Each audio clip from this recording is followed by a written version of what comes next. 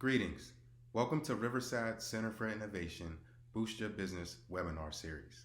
My name is James Myers Jr., Director of Community and Business Development. During these interesting times, one of our goals at RCI is to help you transform into a digital citizen. We want you to be aware of the business tools with technology that are available and know how to use them. To gain access to our webinar series, please register and become a member of our Diversity Business Resource Center at dbrcpittsburgh.org. And you can find our website at riversidecenterforinnovation.com. Welcome to Riverside Center for Innovation Boost Your Business webinar series. My name is James Myers Jr., Director of Community and Business Development at RCI. Today, you'll hear from my colleague, Chad Wissinger at Denton, Cohen, and Grigsby. We want to make sure that you stay connected to Riverside, so please like our Facebook page at Riverside Center for Innovation. Remember to sign up for our Diversity Business Resource Center at dbrcpittsburgh.org. And also make sure you visit our website at riversidecenterforinnovation.com. I'm going to give you a brief bio about Chad, and then he's going to dive straight into his presentation. Chad has more than 20 years of experience in construction litigation, environmental matters, regulatory compliance, and complex contract negotiations. Chad has significant first-chair trial experience in a wide array of venues: jury trials, bench trials, trials before Pennsylvania Board of Claims, and environmental hearing boards, and both single and three-panel arbitrations under the AAA and JAMS in dispute rules, having taken claims totaling in excess of $50 million to verdict. Additionally, he counsels clients on all aspects of regulatory compliance, including preparing for and reacting to incidents and inspections involving OSHA, DEP, EPA, and other regulatory agencies. Without further ado, I want to introduce Chad Wissinger from Denton's, Cohen, and Grigsby. Thanks, James. Can everybody hear me okay? We hear you loud and clear. Perfect. Nice to meet everybody, virtually at least. These are interesting times, and I guess this is a perfect format to have a conversation, if we can, about some of the things maybe you could be working on while more people are working at home and while everyone is looking for new opportunities, and sort of try to find a way to make use of a little bit of this downtime. Unfortunately, for most of the past 25 years, I've been a construction litigator, a trial lawyer. That means that I get to see the downside of joint ventures that have gone poorly. But the upsell to that is it's pretty easy to have a conversation with people just getting started and looking at this model about some of the real simple things that you can do up front to try to improve your likelihood of success and minimize the risk that you're taking when you enter this model. And in fairness, although we have planned an hour, I've intentionally kept the presentation piece to about 30 slides. So the intention here is for us to take a couple of breaks throughout and take some questions. So I think that James is going to help moderate that for us, and I would encourage you to post those in the questions section of the chat, and we can maybe have a conversation, give out a little bit of free legal advice to the extent that's possible, and certainly offer, if need be, to have a follow-up email or conversation with someone depending on the situation, because I do think for smaller companies and startups and entrepreneurs and people who are looking for their first big project, joint ventures are a very viable solution or a path to getting involved in a project that you might not be able to get involved in on your own. I've come at these slides with a little bit of a focus on construction because that's where I come from, but the model really does apply to virtually any line of business that somebody might be in. And it shouldn't be construed as being restricted to construction just because that's sort of the way I framed it for purpose of putting the PowerPoint together. So the first 10 or 12 slides, I'm going to walk through some of the real basics, and then we'll stop for a minute and see if we have any questions, and we'll proceed at that pace. And hopefully this becomes an hour that at the end of the day you think is worth your time.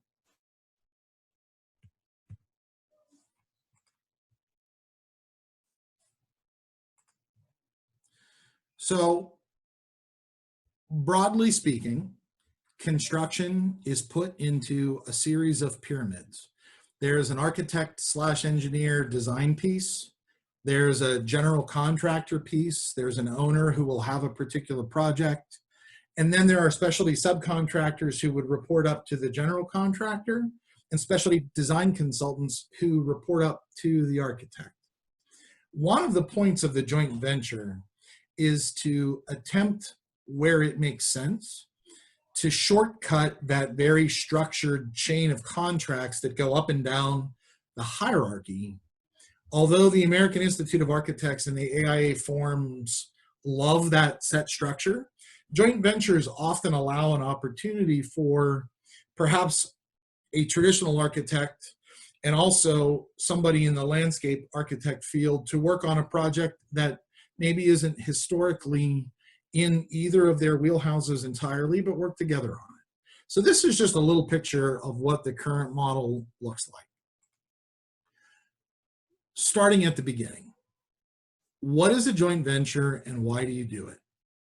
I think for smaller companies, for entrepreneurs, for startups like I understand the focus at Riverside is on, the obvious answer is it allows you to combine resources with another company to present either an owner or a developer or whomever you're making the pitch to with a combined entity with better resources than you have on your own.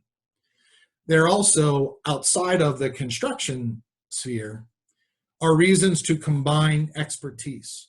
A larger drug manufacturing company may sign a joint venture agreement with a smaller biotech startup to develop one particular DNA-driven pharmaceutical, something like that, to save money, which is another huge thing that I'm sure Riverside talks to you all about properly deploying and being careful with the limited resources that you have. It can be as simple as doing a joint venture to go to market on an advertising campaign or looking for a particular kind of work or at a trade show. The last one probably doesn't apply here. I say to enter foreign markets, but I can also define foreign to all of you simply as something that is new and that you've not done before.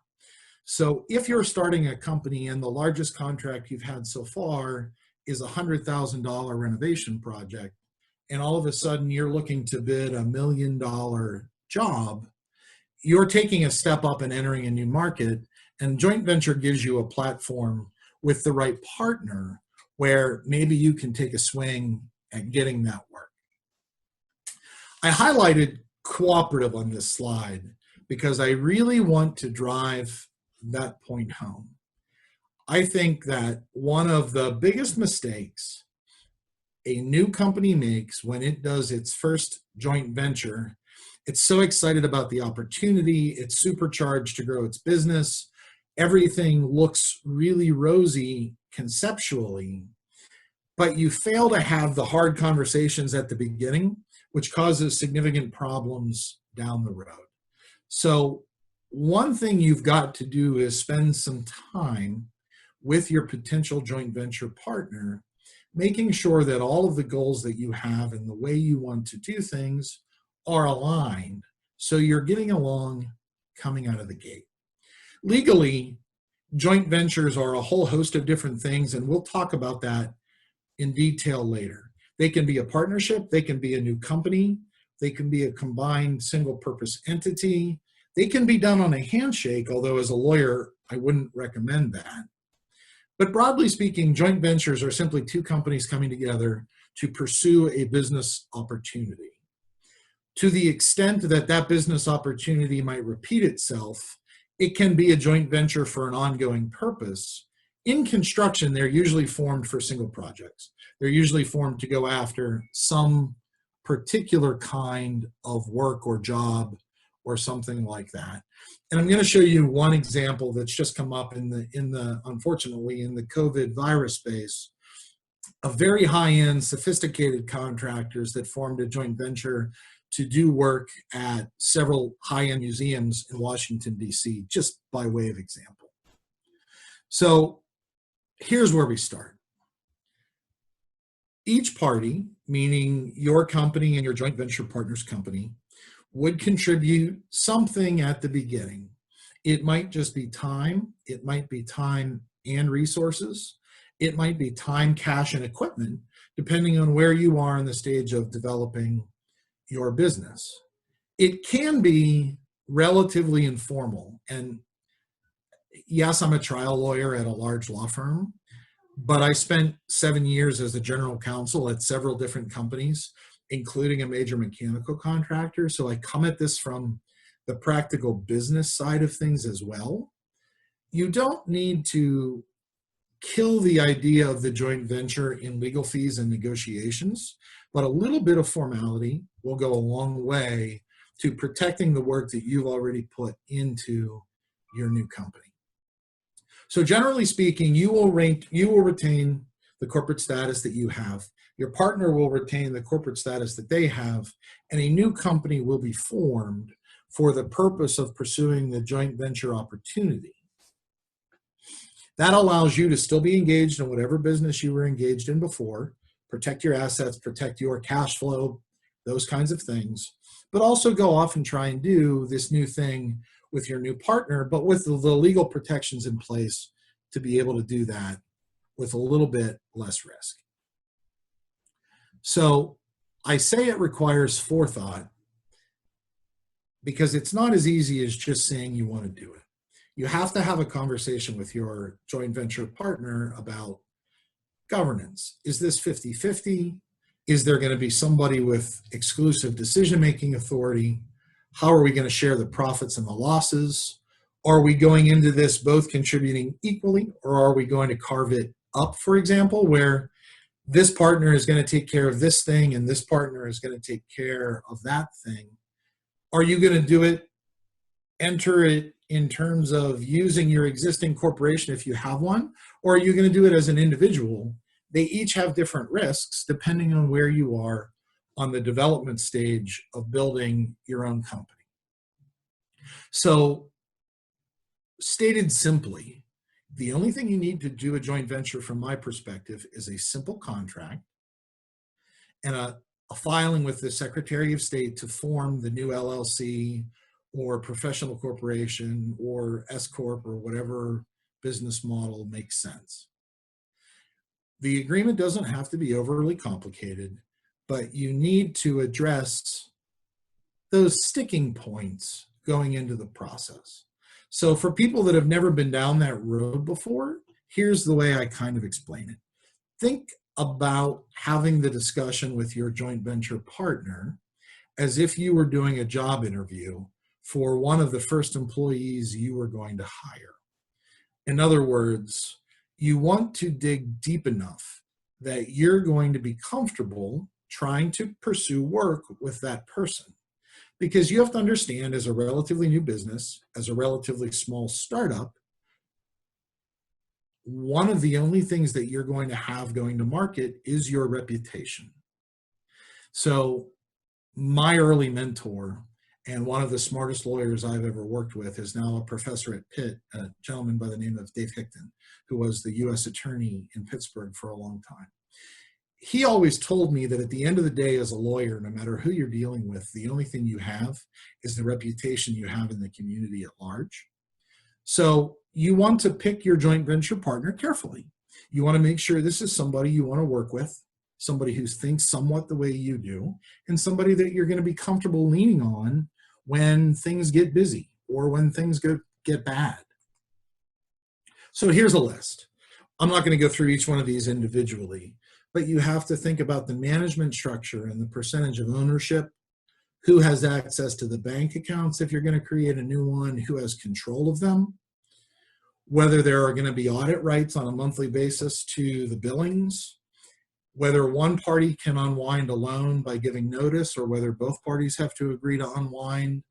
If there is a dispute, what's the resolution? Is it mediation or arbitration, or is it court and trial court or things like that?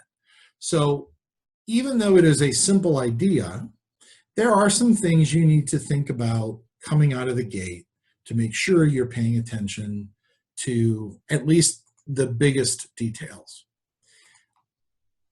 Overall, I had mentioned one thing a minute ago, a basic document.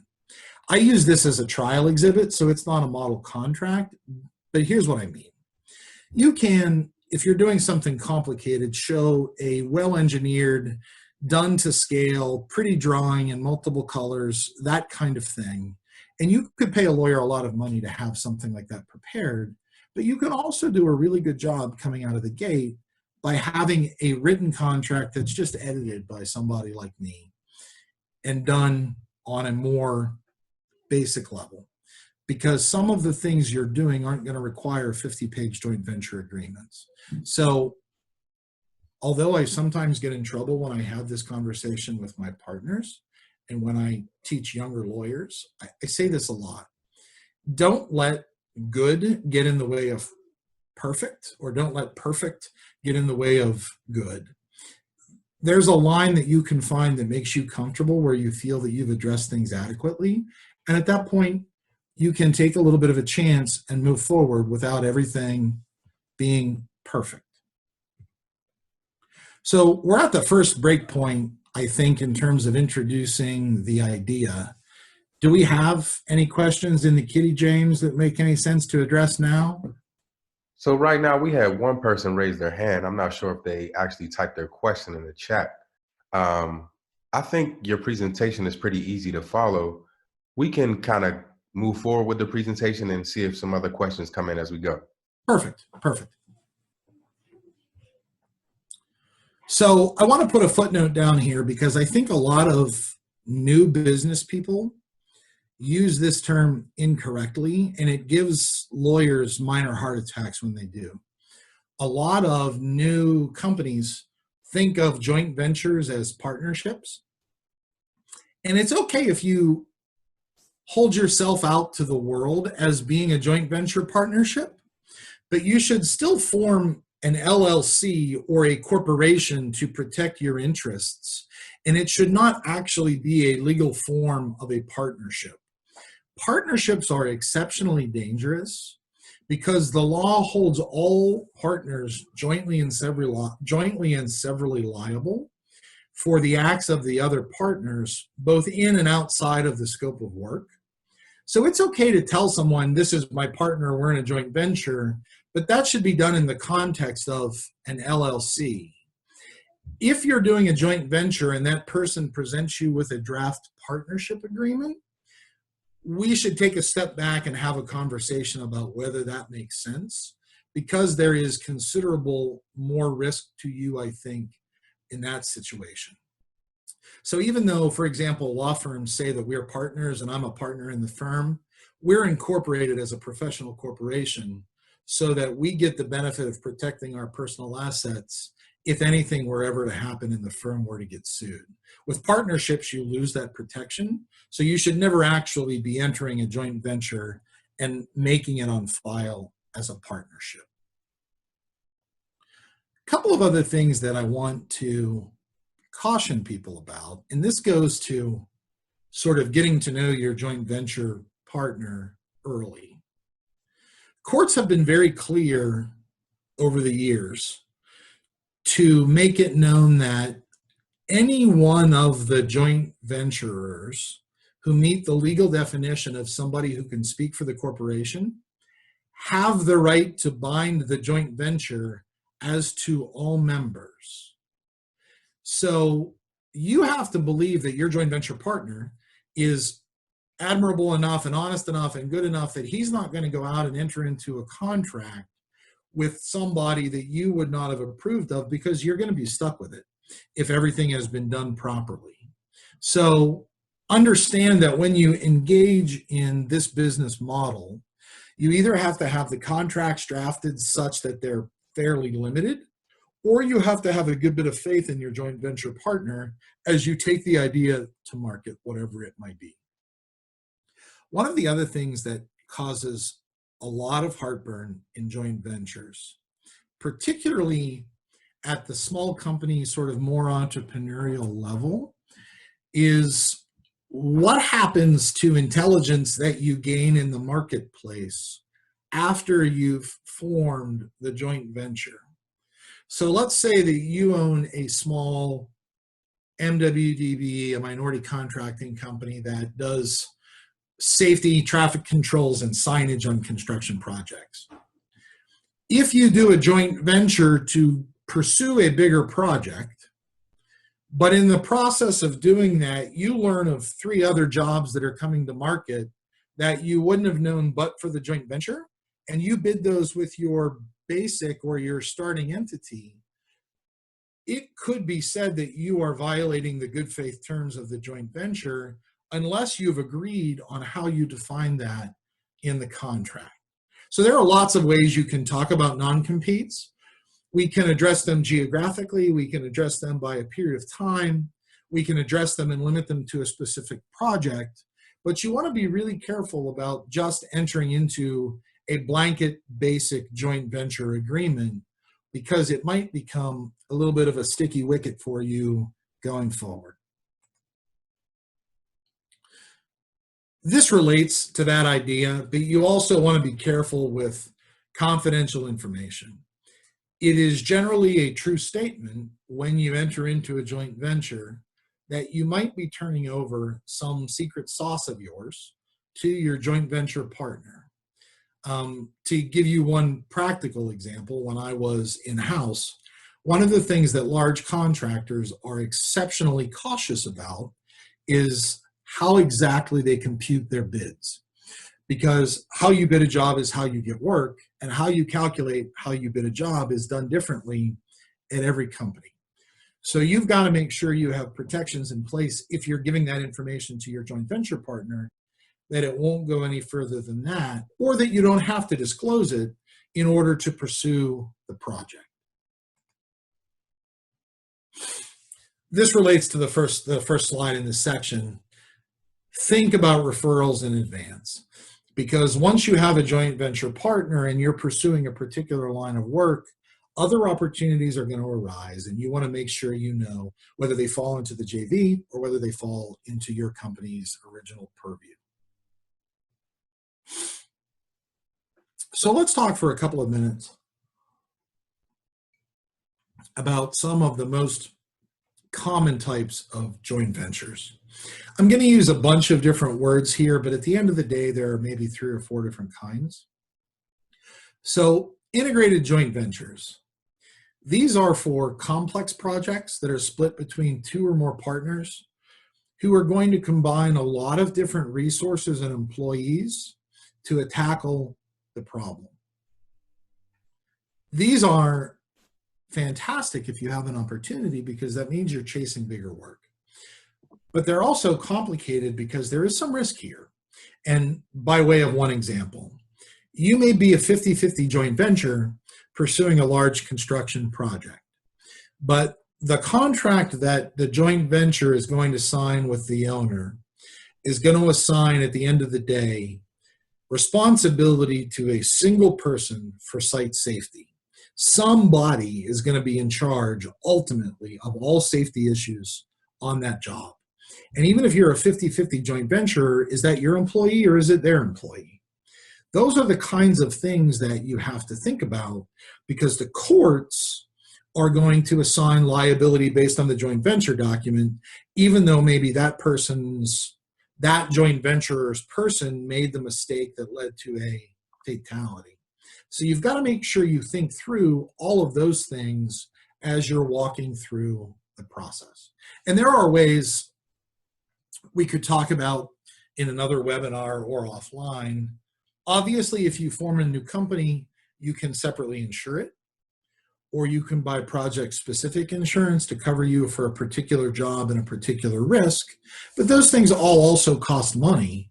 So you have to make the determinations about whether spending that money to protect yourself is worth it in the context of the kind of work that you're going to be doing and the amount of money that you're going to make.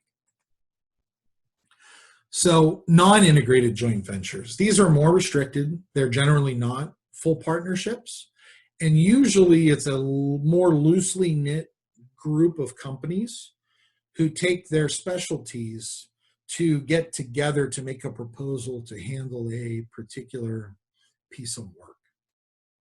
So I've done some of these in a more simplistic setting of doing fancy things like helicopter lifts of large HVAC rooftop chillers over the ER at Allegheny General Hospital, for example, taking off in a public park, carrying that over a fully occupied hospital and landing it on the roof. They're joint ventures that only exist for a couple of days, and they're separately insured for the purpose of doing a high risk, very discrete task. If you're doing something like that, really simple org charts or color-coded schedules go a long way to avoiding the conflict. Who's doing what and why? The American Institute of Architects, which sort of has the universal copyright cornerstone now on construction documents, also has a series of really good consulting agreements that have schedules attached. Those schedules give you a checklist of up to hundreds of different tasks that might need to be done on a project. You can sit down and run through a list like that with a potential joint venture partner and come to a pretty easy understanding of what you need and what you don't need in terms of who's going to be doing what. And if you do that, then you can write the contract to account for it, and you don't have to worry about the unknown risk because you've covered it. So combination joint ventures are sort of just a merger of those two, and I don't really think I want to spend a whole lot of time talking about those here. The idea being everybody brings their specialty to bear, but everybody also is a partner to the joint venture and shares the profit and the losses. This is sort of the all-in model, the equity model, where you actually create the full legal company that I've been talking about. You probably put some cash into it. You certainly agree on who's going to contribute what equipment and what staffing, and you do a budget of hours and all of those things. You probably buy bonds for a job. This is really the way to do it when you get your companies to the point where they're capable of playing at this level.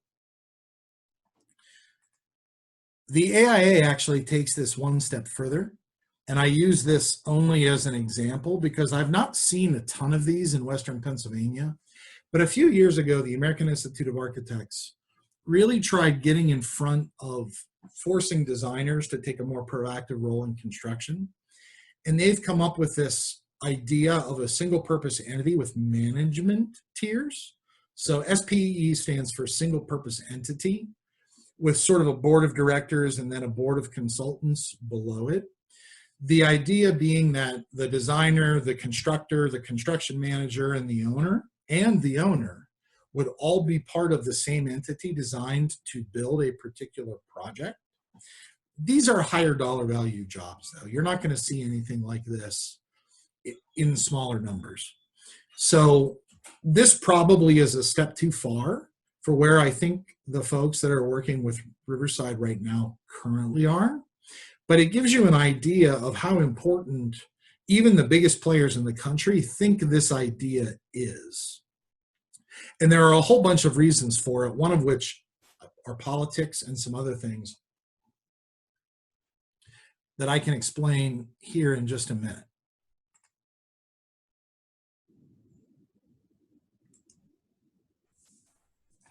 So let's talk for just a minute about a couple of the biggest examples. I think we've already touched. Chad, not to cut you off. Oh, go ahead, buddy, please. I was going to say we did have 3 questions kind of come in during the presentation. If you want to take a quick break to kind of answer those. Yeah, let's take a walk back and do. Okay. So our first question came from Albert Moore.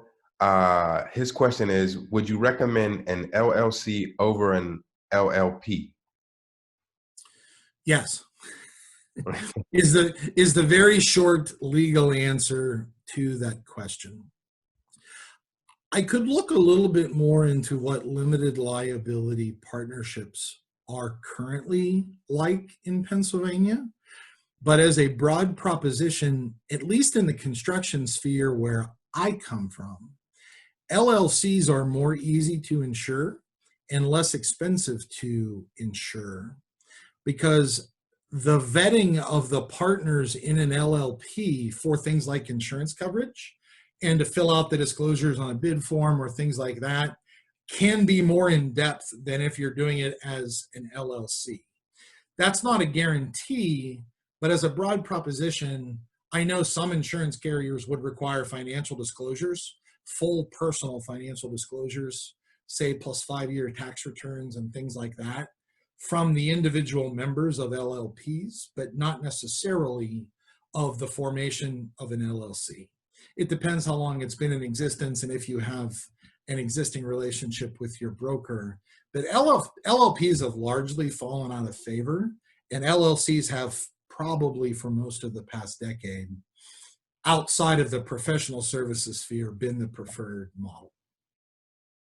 Thanks, Chet. Our next question was, do joint ventures have a term limit or is it open-ended? The short legal answer is either, and it depends on what the joint venture partners are most interested in. I will tell you from a negotiating perspective, if you're asking me for legal advice, I generally put a twilight provision in a new joint venture agreement such that it would automatically terminate after 12 months or 18 months without anybody having to do anything further, with an option to renew it if it goes well. Because what that does to a new entrepreneur just getting started is it gives them a guaranteed off-ramp without any fuss or fight if things don't go well. So you certainly can do them open-ended. They don't have to expire. But I like provisions that read a little bit more like commercial leases, where the first joint venture is in effect for 24 months with an option to renew for 2 additional 1-year periods or something like that, depending. Thank you for that, Chet. Our next question comes from Lucille Plummer. She's asking, if you are in a joint venture and one of the partners suddenly passes away, what happens to their estate or assets, or do I assume that their debts as well? Do I take on their debts? So that question I'm not going to be able to answer as easily off the top of my head, because it would turn on some complicated things like, is there a joint venture agreement in place at all? Is the entity that is the joint venture partner that had the person pass away, do they have governing documents that talk about what happens to someone's shares when they pass away and things like that? That's one I'd be happy to tackle by email, but would be a little bit hesitant to answer without more information. Okay, thank you for that, Chet. That actually concludes the last question that we have in the queue for now. We can continue on with the presentation, and then as the questions come in, on the next break, we'll make sure we answer those. Perfect.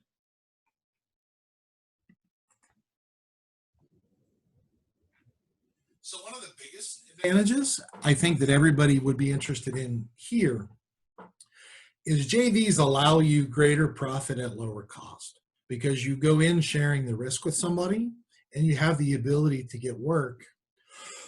Excuse me. You have the ability to get work that you otherwise would not have been able to do. And when you do that, you have the ability to get work from people that are going to pay more money to have the work done because they're bigger projects. The next biggest advantage of joint ventures that I like from an entrepreneur's perspective is that they are flexible. Because you're retaining the company that you've already formed and continuing to be allowed to do what you do, but you're also pursuing something via the joint venture, you're not giving anything up by stepping into a joint venture and pursuing the new project. So you can freely resume your business, you can pursue other opportunities, you can continue to hire, but you're also taking an opportunity to have somebody help you along the way. Excuse me, I have one tickle that I can't quite shake. So from an entrepreneur's perspective, here's another one. Affiliating with a better known entity gives you market credentials and better recognition. So to the extent you have a good contact at a more established player in the industry, talking them into doing a joint venture with you as opposed to just being a subcontractor who's supplying some equipment gives you much better networking. It gives you more street cred, for lack of a better way to say it. And it gives you an opportunity to have greater conversations and contacts with people in the industry. And at the end of the day, that's what you're looking for. Even massive Fortune 500 companies in the US use this when they do joint ventures if they want to break into a new market. If they want to break into doing business in India, like a company I worked with a few years ago, you do joint ventures because you're looking for somebody who's known there in a certain space and you're bringing your expertise to bear. The same thing applies on a much smaller scale locally. I'm sure there's one thing that a lot of people that are on this call would have to acknowledge is that although Western Pennsylvania is a large metropolitan area, it's still a small town. There are still only, 50 or 100 players in this market of people who are significant developers, owners, contractors, that kind of thing.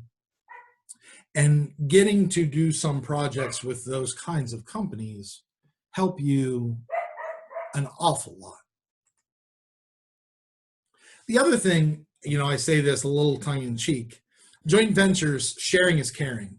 You share the cost, expenses, and the benefits, but you also share the risk. I pulled this off the Huffington Post last night because this just happened. A massive joint venture involving 3 of the largest contractors in the continental United States has a COVID outbreak at the National Air and Space Museum in Washington, D.C.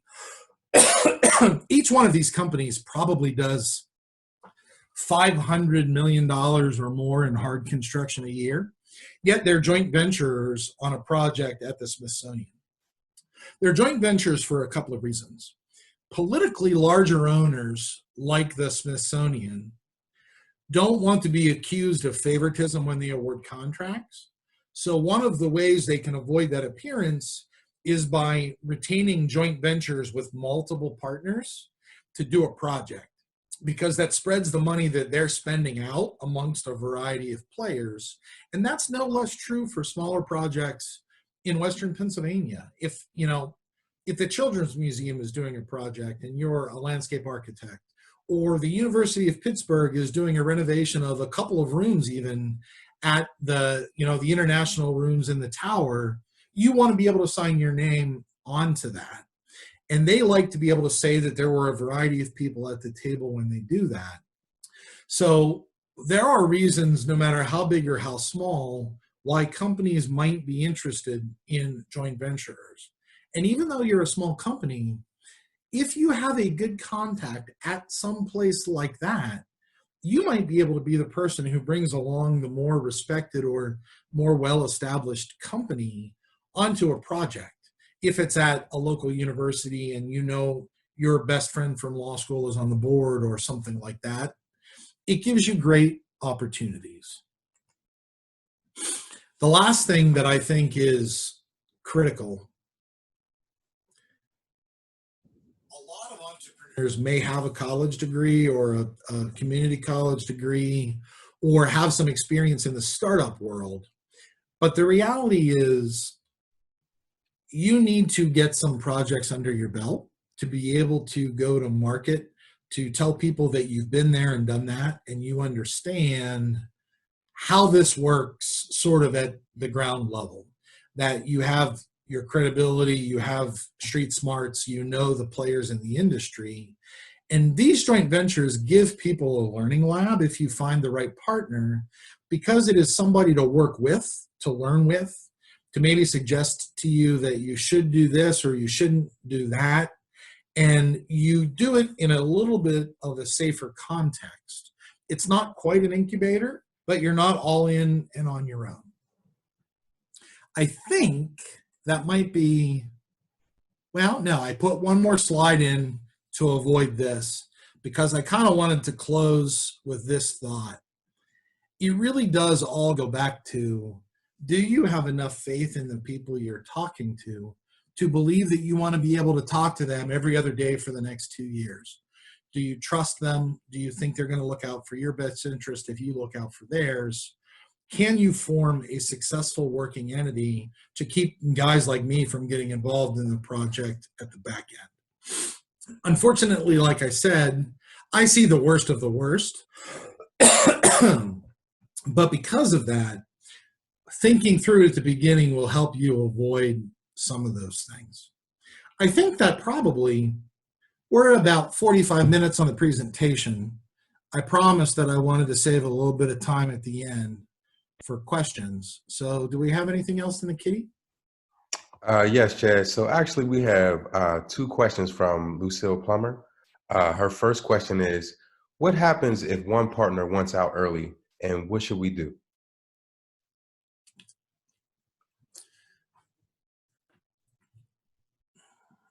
If the joint venture contract, if there is a joint venture contract, you have to start by looking at that paragraph. But as a broad proposition,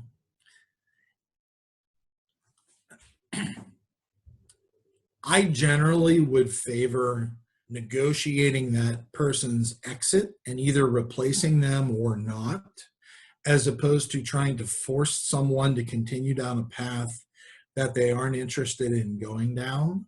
And in a lot of sense, that's no different than a lot of other practical advice to life. Your joint venture partner is not going to be a good partner if they've lost interest or they don't think it's going to work for them, or their company's having trouble, or their family's having money trouble, or who knows what the reason is. As a broad proposition, you're going to have a hard time keeping somebody in it if they don't really want to be there. So if it's doable that they can get out without causing you unnecessary harm, probably my practical instinct votes that way. Okay. We have her follow-up question would be, would you recommend a non-disclosure agreement between partners? It's certainly something that I like, and if they are sophisticated enough companies and there's going to be enough sharing either of confidential business information or confidential information about future work and future projects, I like NDAs. I think they're good documents. They are in Pennsylvania largely enforceable, and courts will not let somebody breach an NDA as long as it was fairly written. So I hesitate to say too much about that without knowing her specific situation.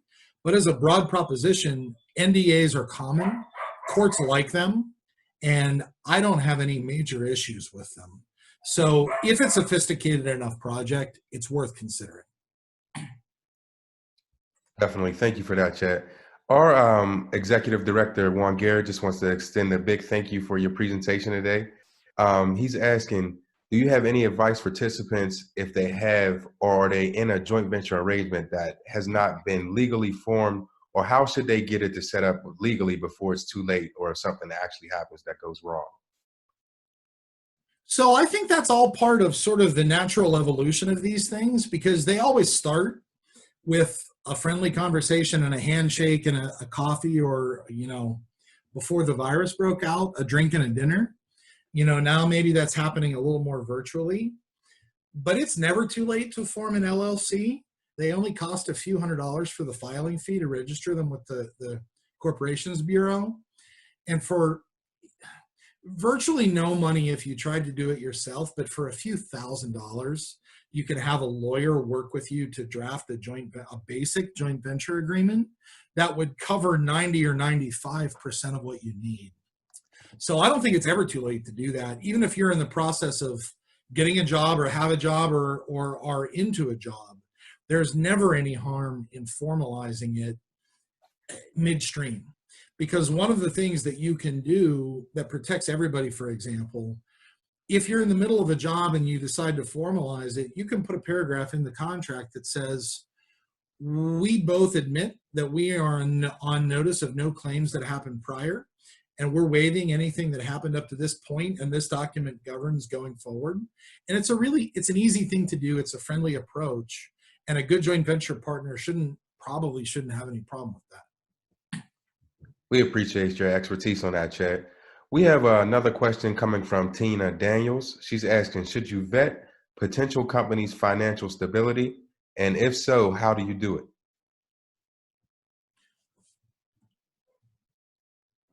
The answer to this question is it depends on how important or how large the project is that you're pursuing. But the short answer to your question is yes, if it's going to be a marginally sophisticated job, you should do that. And there are ways. You can, if it's a privately held entity, you can pull Dun and Bradstreet reports, for example, online. You can ask your joint venture partner to disclose their corporate tax filings without the personal people being involved. You can simply ask them to show you 90 days worth of bank statements of revenue in versus payroll out, and look at their current status with their bank and confirm that they're current on their lines of credit. It's a lot like what I think good companies should do when they hire people. When I was doing interviewing for executive positions when I was in-house, we didn't hire somebody without running an FBI background check, a credit check, and making them do a disclosure when they were coming to the table to tell us if there was anything we should know in advance. You should handle a joint venture partner in much the same way. And if somebody doesn't want to give you any of that, it raises a red flag. Unless you really both are just getting started and everybody accepts that nobody has any information like that. Thank you for that answer, Chad. We have one more question from Marvin Green. He's asking, should each party have their own lawyer at the table? I mean, listen, that is if you ask me that from a loss prevention risk management perspective as a lawyer at a large firm, the answer to that question is yes.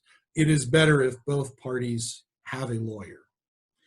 But having said that, I've worked on plenty of projects where only one lawyer was involved and did the drafting, but both of the parties looked at it, and the goal is simply to get to a very fair agreement.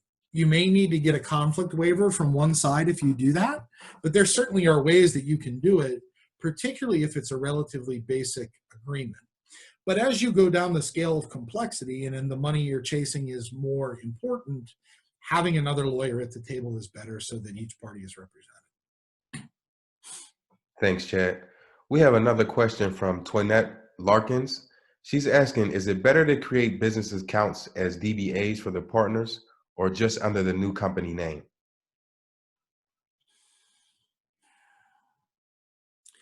From a legal perspective, forming the new company is what gives you the legal protection. Having said that, if you form the new company, but then only use current banking information for your existing entity, you get into this really complicated task that lawyers call piercing the corporate veil, which means from a court's perspective that you weren't respecting the corporate formalities. So it's kind of a shell or a sham corporation. So if you're going to do this right, you form a new LLC, you have a joint venture agreement, and you actually have a joint venture bank account that both joint venture partners have access to with co-signing authority on the checks over a certain amount. I would prefer to see it in a different bank account than not in a perfect world. Thanks for that, Chad. It looks like that's all the questions that we have in the queue for now. We really appreciate your expertise in all these matters that we discussed in the presentation today. It was very informative and easy to follow. I think we're getting kudos from everybody that's on the Zoom conference today, as well as the chat. And we just look forward to building our small businesses up, making sure they're prepared and know some of the legality behind what they're getting into as far as a joint venture. Listen, I appreciate everybody's time. I think that this is This is certainly an interesting time to be starting a new company, but it also may be a good time because I think there are going to be a lot of people being creative right now to look for opportunities. So now may be the time to start having these conversations because when things return to something that looks a little bit more normal, there's going to be a lot of work to be done because people aren't able to do it now and are afraid to spend the money. So when things shake loose, it'll happen fast. Now's the time to look to be ready for that. Thanks again, Shad. We want to remind everybody to make sure you visit our Facebook page at Riverside Center for Innovation. Not .com, but Riverside Center for Innovation. You can find our website at riversidecenterforinnovation.com. Please remember to sign up for our Diversity Business Resource Center at DBRC Pittsburgh. We'll be back here again tomorrow for our webinar with Dollar Bank. If you have any additional questions, feel free to reach out to us at Riverside. You can reach me at jhm@riversidecenterforinnovation.com. We want you to take care, stay healthy, be safe, and continue to tap into RCI. We look forward to checking in with you from time to time, but definitely tomorrow.